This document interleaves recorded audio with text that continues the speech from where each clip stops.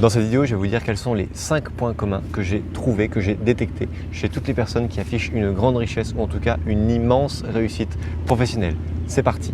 Salut les investisseurs intelligents, c'est un plaisir de vous retrouver aujourd'hui dans cette toute nouvelle vidéo dans laquelle je vais vous dire quel est mon ressenti par rapport à toutes les personnes riches, voire méga riches que j'ai pu fréquenter dans ma vie et quels sont les points communs que j'ai pu remarquer chez chacune d'entre elles.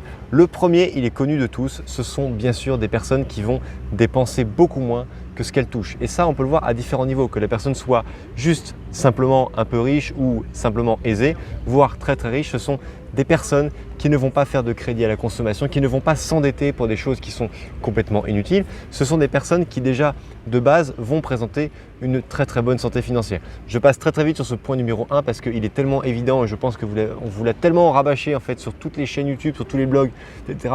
que ça vous paraît tellement évident que je vais passer directement au deuxième point. Le deuxième point, c'est que les personnes très très riches, lorsqu'elles investissent leur argent, elles investissent dans des actifs, d'accord? Elles ne disent pas en parlant de leur résidence principale que j'ai investi dans cette maison il y a 10 ans. Non, ils savent très bien qu'on n'investit pas dans une résidence principale parce qu'une résidence principale, ça coûte de la taxe foncière, ça coûte de la taxe d'habitation, ça coûte de l'entretien. Une résidence principale, en vrai, elle rapporte uniquement si vous la revendez avec une plus-value. Mais tant que vous l'avez et qu'elle vous coûte un crédit, ça reste un passif et un passif, Dieu sait, énorme.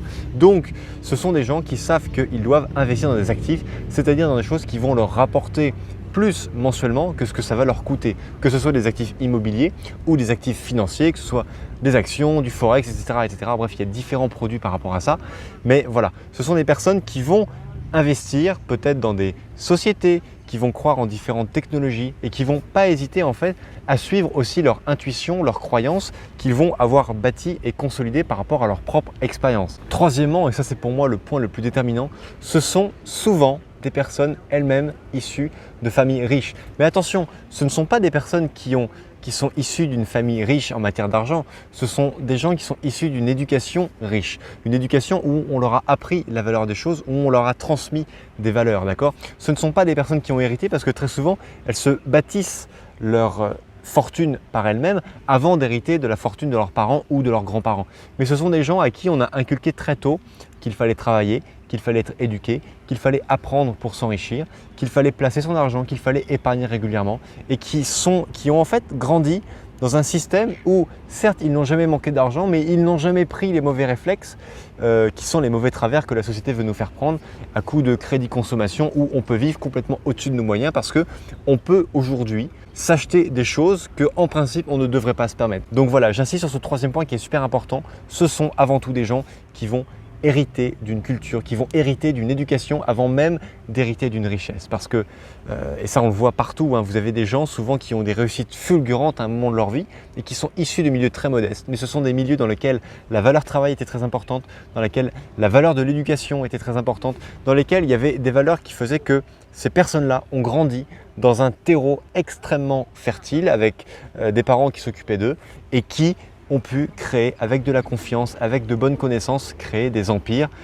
comme on a pu voir aux États-Unis, comme on a pu voir en France, comme on a pu voir de partout, uniquement parce que la personne a eu peut-être une bonne idée au bon moment, mais elle a surtout eu la niaque avec sa valeur travail qui lui a été inculquée pendant son enfance et son éducation, qu'elle a pu travailler, elle a pu s'en sortir, elle a pu le faire.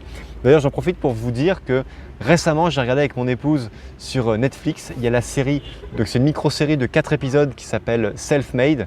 C'est l'histoire de la première femme noire américaine à devenir millionnaire au tout début du XXe siècle. C'est une histoire qui est palpitante.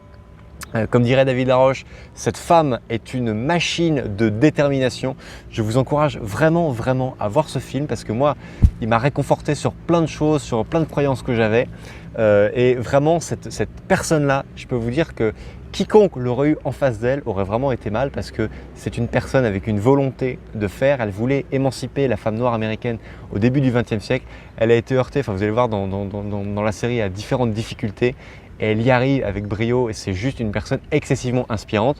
D'ailleurs, je vous encourage, d'ailleurs c'est marrant parce que je n'avais pas du tout prévu de vous le dire dans cette vidéo, mais les personnes très souvent qui affichent une réussite fulgurante lisent beaucoup de biographies, s'inspirent de leurs mentors comme par exemple Warren Buffett qui s'est inspiré de Benjamin Graham et son livre The Intelligent Investor, un livre qui personnellement m'a changé la vie. C'est pour ça que j'ai dédié le nom de cette chaîne YouTube, Les Investisseurs Intelligents, en hommage à ce livre, parce que Les Investisseurs Intelligents, c'est la traduction de ce titre, sauf que moi je l'ai mis au pluriel. Bon, c'est juste la petite chose que je me suis permis. Mais voilà, ce sont des personnes qui ont été inspirées et qui ont suivi très souvent un modèle. Donc regardez juste cette série sur Netflix et dites-moi après dans les commentaires ce que vous en avez pensé, parce que je suis sûr qu'elle va vous plaire. Et juste pour terminer sur le troisième point, celui de l'éducation que ces personnes ont reçue, regardez un petit peu ce qui se passe parfois avec les personnes qui gagnent au loto. Vous avez des personnes qui sont au SMIC, d'accord, qui ont toujours vécu très modestement, mais qui ont plutôt reçu une éducation assez pauvre. Ils gagnent au loto, c'est-à-dire que du jour au lendemain, bim, ils gagnent 10, 20, 30 millions d'euros. Et bien très souvent, ces personnes-là, 10 ans après, ils sont encore plus pauvres que ce qu'ils étaient avant même d'avoir gagné, parce qu'ils n'ont pas reçu, ils n'ont jamais été éduqués en fait à savoir gérer de l'argent.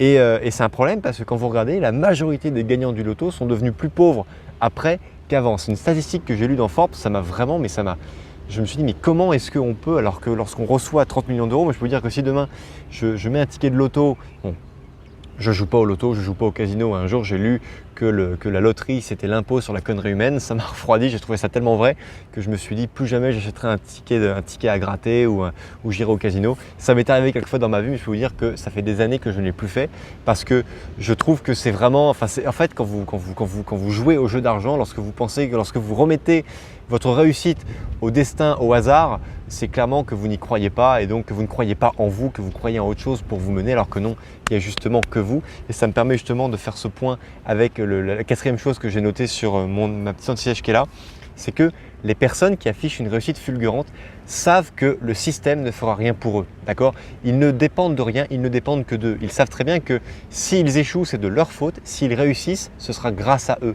Mais en aucun cas, un contexte, un régime politique, un homme politique, une élection, la venue ou le retrait d'une loi va jouer en leur faveur ou pas. Ils s'en fichent complètement. Ils savent que c'est à eux de jouer, c'est eux qui posent les règles de leur jeu à eux, et c'est à eux de réussir. Cinquièmement, comme l'a résumé Robert Kiyosaki, les personnes riches deviennent riches parce qu'elles savent comment devenir riches, d'accord? Donc si elles veulent devenir riches en investissant dans l'immobilier, elles apprennent à investir dans l'immobilier. Si elles veulent devenir riches avec la bourse, elles apprennent à investir en bourse. Mais en gros, elles savent qu'il va falloir passer par une étape d'apprentissage pour se créer quelque chose. Certes, les personnes que vous allez fréquenter, les personnes que vous allez rencontrer vont avoir une influence énorme sur votre réussite, et ça c'est vraiment un facteur très important. Si vous êtes vous-même au chômage et que vous cherchez à vous lancer dans l'entrepreneuriat et que vous ne fréquentez que des chômeurs qui sont là à attendre que les allocations tombent et qui ne cherchent rien, vous n'allez pas y arriver, d'accord?